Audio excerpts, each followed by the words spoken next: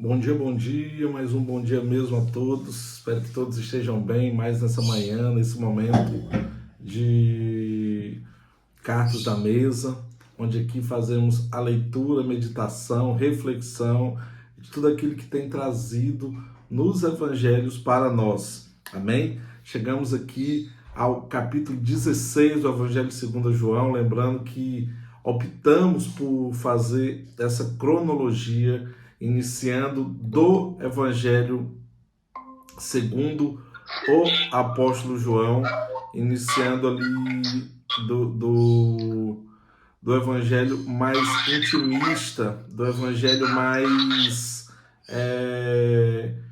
próximo de Jesus, é aquele que atesta acerca da sua divindade e também dando-nos, né, essa maior celebração acerca desse conhecimento. Então, começamos aqui, optamos sempre pelo Evangelho segundo o apóstolo João, daremos continuidade ao Evangelho segundo o apóstolo Mateus, Marcos e Lucas. Chegamos aqui ao capítulo 16, depois de percorrer todas as outras informações e conhecimento que nos trazem, né, os demais outros capítulos, desde o capítulo 1, que atesta acerca da divindade de Cristo, e a escolha dos seus discípulos, capítulo 2, que trata do primeiro milagre público de Cristo e também da purificação do templo, e por aí vai, capítulo 3, o capítulo da soterologia, o capítulo 4, que fala a respeito do maior diálogo de Cristo registrado na Bíblia, capítulo 5, que vai tratando da cura do paralítico de Cafarnaum, o registro das idas de Cristo a Jerusalém, as 3 Páscoas que ele participa após iniciar o seu ministério, o capítulo 6, que trata da multiplicação dos pães e da peneira do seu discipulado, capítulo 7, que trata do seu primeiro conflito ali teológico com aquele povo, capítulo 8, o livramento da mulher adúltera, capítulo 9, a cura do cego, que é o milagre que atesta publicamente a figura divina de Cristo, é o que divide o seu ministério, uma vez que a cura de um cego de nascença até então não era registrado nas Escrituras Sagradas, e para a tradição local era algo exclusivo de quem tinha natureza divina, ou seja, do próprio Deus. Meus amados, vamos dando início aqui à leitura, né, acerca do Evangelho segundo o apóstolo João, lembrando que os últimos 3 capítulos ministrados tratam de um único diálogo do Senhor, do capítulo 14 ao capítulo 17, é um diálogo finalista do Senhor com a sua equipe apostólica, com os seus discípulos. Lembrando que o capítulo 14 é uma palavra de consolação, conforto e resignação. O capítulo 15, através da parábola do semeador, trata acerca da missão daqueles que ficarão. E cuidaremos aqui do capítulo 16, que tem o seu cerne como, depois de consolados e alertados acerca da sua missão, eles passam a ser os consoladores, então tomados pelo Espírito Santo. Amém? Vamos fazer como tem sido a nossa dinâmica, fazendo a leitura e, conforme cada fase, paralisar para comentar.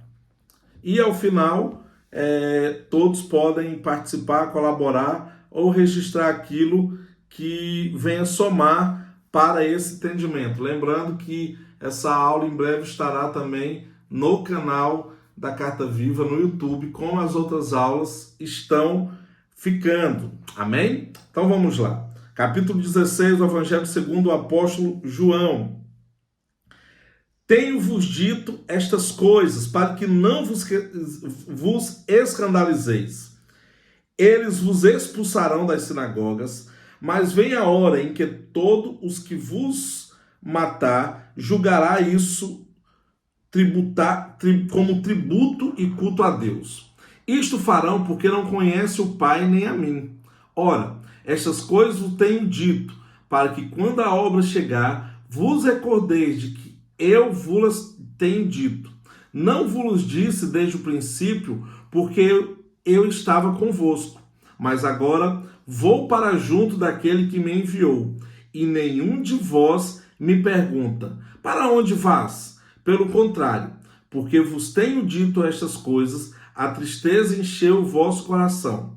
Mas eu vos digo a verdade: convém-vos que eu vá, porque se eu não for, o Consolador não virá para vós outros. Se, porém, eu for, eu vou-lo enviarei. Quando ele vier, convencerá o mundo do pecado, da justiça e do juízo. Do pecado, porque não creram em mim. Da justiça, porque vou para o Pai, e não me vereis mais. Do juízo, porque o príncipe deste mundo já está julgado. Tenho ainda muito que vos dizer, mas vós não podeis suportar agora. Quando vier, porém, o Espírito da verdade, ele vos guiará a toda a verdade, porque não faltará por si mesmo, mas dirá tudo o que tiver ouvido e vos anunciará as coisas que hão de vir. Ele me glorificará, porque há de receber do que é meu e vou-lo há de anunciar. Tudo quanto o Pai tem é meu. Por isso é que vos disse que há de receber de que é meu e vou-lo há de anunciar. Um pouco, e não mais me vereis outra vez. Um pouco, e ver-me-eis mais. Então, alguns de seus discípulos disseram uns aos outros: que vem a ser isto que nos disse: um pouco e não mais me vereis, e outra vez um pouco e me vereis, e vou para o Pai. Bem, vamos encerrar por enquanto aqui para dar continuidade a uma reflexão. Aqui Jesus já havia dito que iria para o Pai, que o coração deles não se perturbassem, que os seus corações não se enchessem de tristeza. Lá no capítulo 14, Jesus já havia precedido tudo aquilo que ele fala em resumo no capítulo 16. E havia afirmado: olha, eu vou para o Pai, mas vos envio o Consolador. É quando Filipe, Tomé, tem aquele diálogo com ele e fala assim: mas para onde vai? Nos apresenta o Pai, Senhor. E ele diz: vocês têm andado comigo e não têm visto o Pai. Olha, eu sou o caminho, a verdade e a vida, e ninguém vem ao Pai senão por mim. Aqui ele traz de novo à lembrança toda a palavra de consolo do Espírito Santo que havia dito ali em João 14, mas dando a entender que toda paixão, todo sofrimento que Jesus havia passado, os seus discípulos também passariam. A palavra de consolo agora em João 16 já não é uma palavra direcionada apenas para trazer calma, mas para trazer ânimo aos seus discípulos, uma vez que Jesus dá total atesto que, se ele passou por isso, os seus discípulos também passariam. Como outrora ele havia dito a João e Tiago: se beber do meu cálice, sofrerá o que eu sofrerei. Então, nesse momento ele fala: olha, vocês serão expulsos das sinagogas, serão julgados publicamente, executados como tributo a Deus, porque eles não me conhecem. Esse encorajamento é para que cada um dos discípulos de Cristo fossem tomados em consciência de que, se Jesus suportou essas provas, eles também suportariam. Mas era necessário eles estarem vivendo ali um processo de desapego com a figura de Jesus, para que o Cristo fosse glorificado. Tanto é que há um embate muito grande, não só na teologia e na antropologia cristã, mas também na história, acerca da divisão entre Jesus e Cristo. Lembrando que Cristo não é o sobrenome de Jesus. Cristo está ligado à sua figura de ungida, o Messias, aquele escolhido por Deus. Nesse momento aqui, para Jesus, importava mais estabelecer a figura do Cristo. E para os seus discípulos, importava mais ficar com Jesus, que era o homem terreno, é o Deus que se fez carne, é o Deus que nasceu de Maria, é o homem que nasceu de Maria, que tinha seus irmãos como Tiago, Simão, José e Judas. Era o homem natural. E aqui há uma desassociação. Cristo deixa muito claro que importa o Cristo prevalecer, e os seus discípulos estão ligados à figura de Jesus. Aqui ele fala: se Jesus não se entrega, o Cristo não é glorificado e não vem sobre eles o Consolador. E por que era importante a vinda do Consolador? Para instrução, para encorajamento, para consolo, para conforto e convencimento acerca do pecado, da justiça e do juízo. E quando falamos em convencimento do pecado, não é que nós só sabemos o que é pecado com o Espírito Santo. Não tem essa relação. O pecado está muito ligado, o conhecimento do pecado está muito mais ligado a uma consciência de princípios ou de uma lei natural que todo ser humano tem. Todo homem reconhece quando peca. Todo homem, por ter alma, reconhece quando comete um deslize, quando quebra um princípio, quando desobedece uma regra ou quando não está vivendo acerca das normas sociais. Isso aí é inato do ser humano. O convencimento do pecado está muito mais ligado acerca da necessidade de estarmos envolvidos, estarmos conectados àquele que verdadeiramente tira o pecado do mundo, como João Batista anunciou quando Jesus publicamente ali se aproxima dele em seu ministério além do Jordão. Então, quando a palavra do Senhor diz que nós seremos viver acerca do convencimento do pecado, é que ele sendo rejeitado, o pecado não é vencido. Lembrando que Cristo é uma carta de perdão, é uma manifestação do juiz fiel, do justo e verdadeiro juiz, que concede perdão a todos aqueles que o recebem. Quando eu sou convencido do pecado, eu atesto que a vitória de Cristo na cruz, a sua entrega como Cordeiro Pascal, é suficiente para me livrar da condenação perpétua, qual seja a morte. Então, o Senhor me convence acerca do pecado, porque o pecado é aquilo que faz a separação minha de Deus e me destitui da glória, e o salário do pecado, ora, é a morte.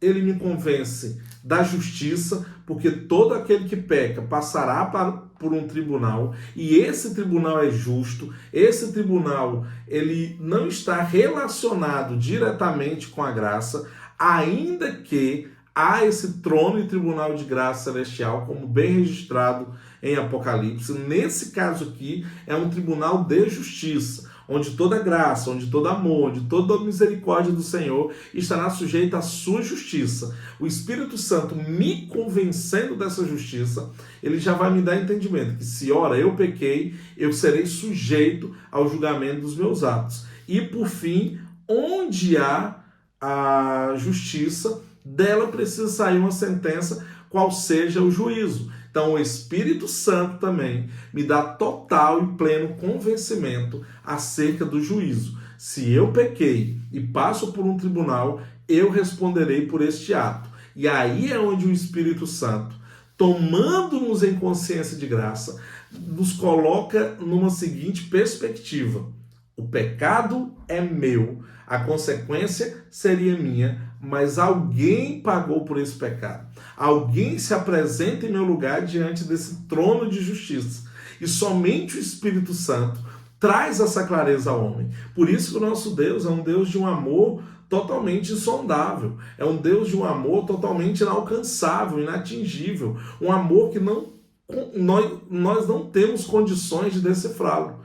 Porque ele entrega o seu Filho puro, incorruptível, que não pecou, para responder pelo pecado de toda a humanidade, sendo que isso acontece quando todo aquele que nele crê. Por isso que João 3 ele precisa ter uma seguinte verdade, João 3,16, que o Senhor é suficiente a todos, mas eficiente aos que creem. O Senhor veio para salvar toda a humanidade, mas serão salvos aqueles que creem nessa capacidade. E ninguém crê, segundo as Escrituras, se não for pelo Espírito. É o Espírito que nos faz estarmos ligados a essa verdade bíblica de reconciliação do Pai para com todas as suas criaturas, nos fazendo dele os seus próprios filhos. Por isso, é importante nós termos essa compreensão acerca da necessidade do Espírito Santo para poder fazer essa tríade, esse tríade de convencimento acerca do pecado, da justiça e do juízo. Por que Espírito da verdade? Porque Espírito está ligado a movimento, a ação. E ele age em nós com a verdade que está sobre nossas vidas. Portanto, aqui, Cristo traz essa perspectiva de que o Espírito Santo vem instruí-los de coisas que naquela altura eles não poderiam saber. E é muito interessante nós pensarmos que Cristo, sendo o próprio Deus encarnado e reconhecido por eles como também Senhor e ungido, não deu todo o ensino que eles precisariam ter. Não ministrou a eles tudo que eles precisavam. Por quê? Porque eles não estavam prontos. E aí testifica o que está em 1 João, capítulo 2, do versículo 20 ao 27, que toda instrução a nós é dada pelo próprio Espírito. O Espírito Santo é um Espírito educador, é um Espírito instrutor.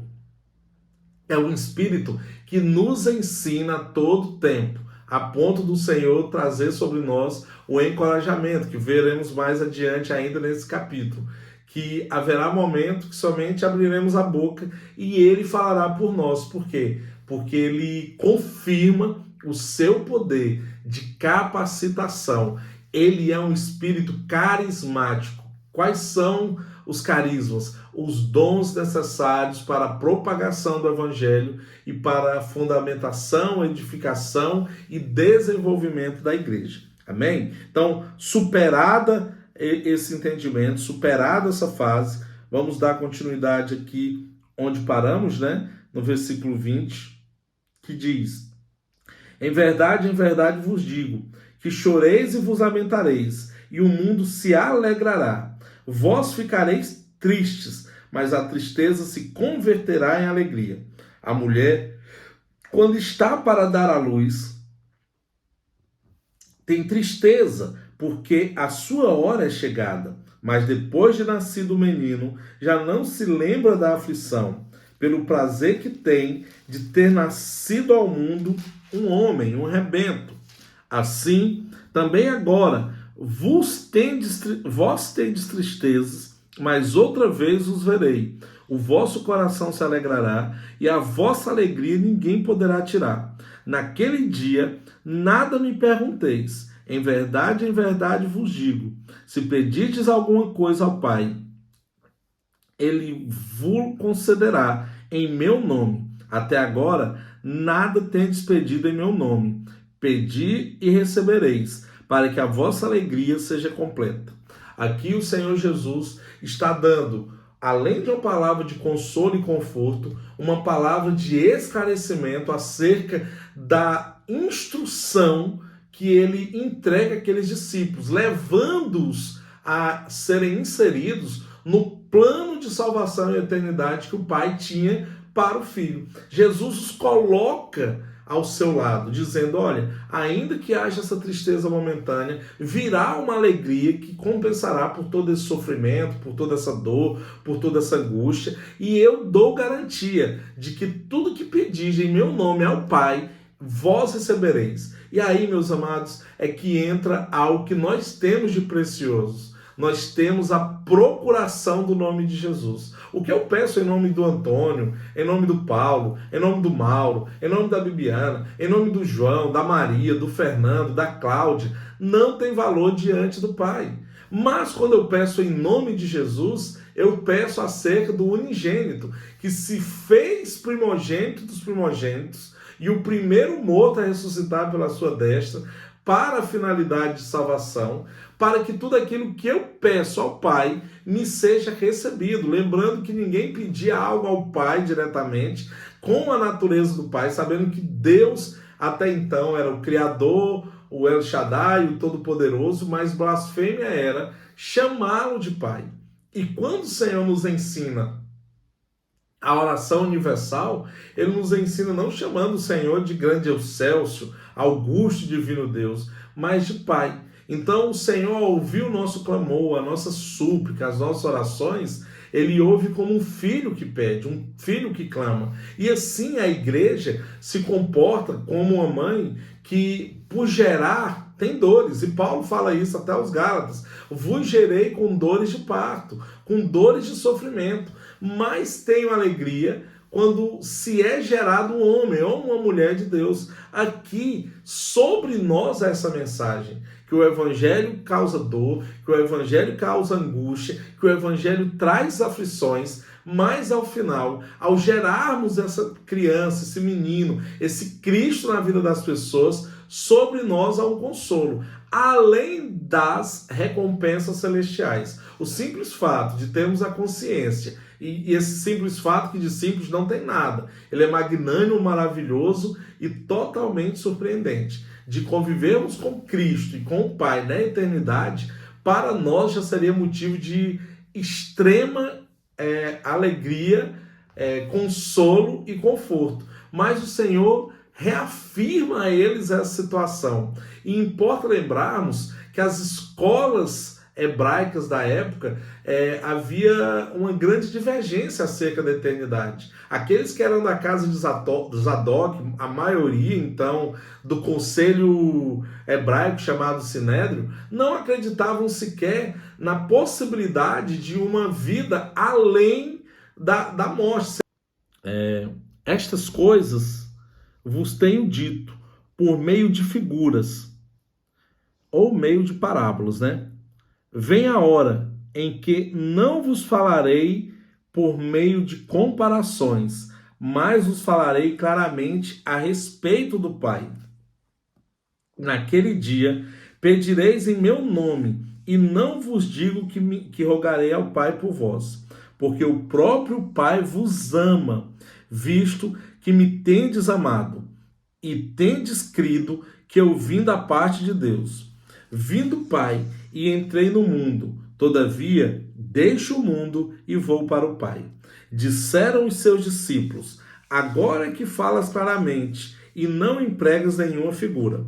Agora vemos que sabes todas as coisas e não precisas de que alguém te pergunte. Por isso, cremos que de fato vieste de Deus. Respondeu-lhe Jesus: credes agora?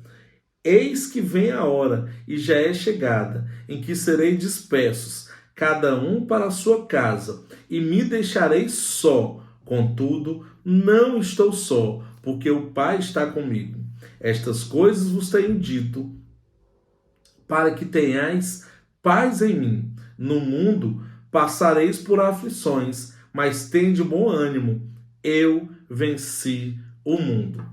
Do versículo, na verdade, 23 ao versículo 33, o Senhor está falando algo que encoraja os seus discípulos a se intitularem, se entenderem como pessoas mais maduras. E é muito interessante que ele vai falando: olha, não falo mais por figura, não falo mais por metáfora, porque o próprio Pai falará convosco. Haverá um tempo em que eu não rogarei mais pelo Pai, porque como o Pai vos ama, ele mesmo vos concederá.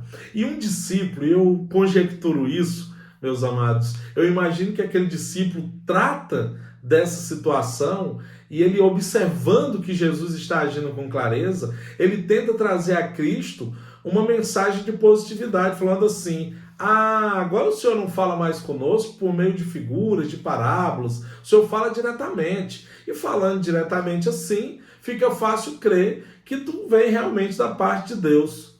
Meus amados, depois de 3 anos e meio andando com eles, depois de 3 anos e meio convivendo com aqueles homens, Cristo passando tudo, Cristo realizando sinais miraculosos, o Senhor expulsando o demônio, acalmando a tempestade, tendo total domínio e governo sobre o que é natural e sobrenatural. Aí o amado discípulo lindão fala para ele e diz: agora que falou diretamente, a gente crê que tu vem de Deus. Meus amados, Jesus já fala assim. Eu imagino se Jesus fosse português, falava assim: a sério? A sério? Só agora credes em mim?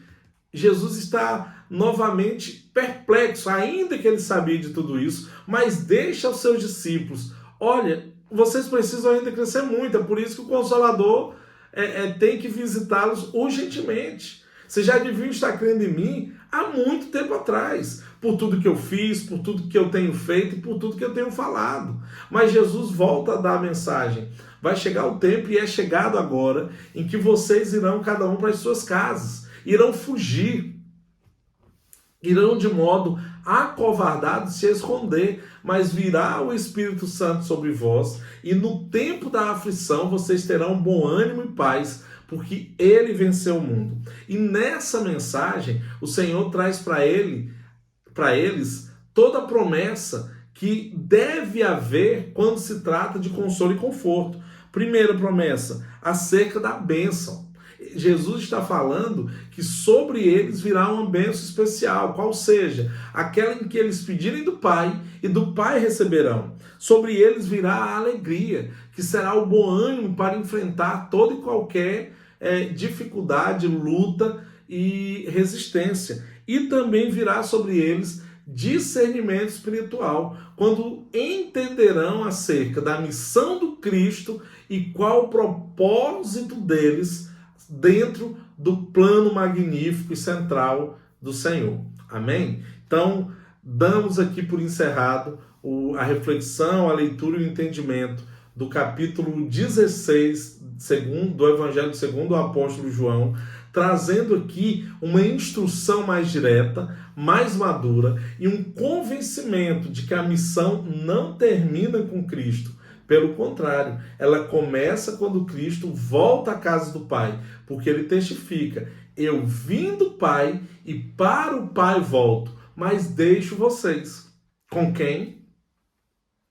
Com o Consolador. E agora cada um não fica na natureza de servo, mas na natureza de filho. Fica com a procuração de tudo pedir ao Pai em nome dele. Amém? Chegamos aqui à terceira parte desse diálogo e já na próxima sexta falaremos do capítulo 17, que é a quarta parte e encerramento desse diálogo, até vir sobre Cristo a prisão, o julgamento, a execução, a condenação, sua morte, ressurreição e ascensão aos céus.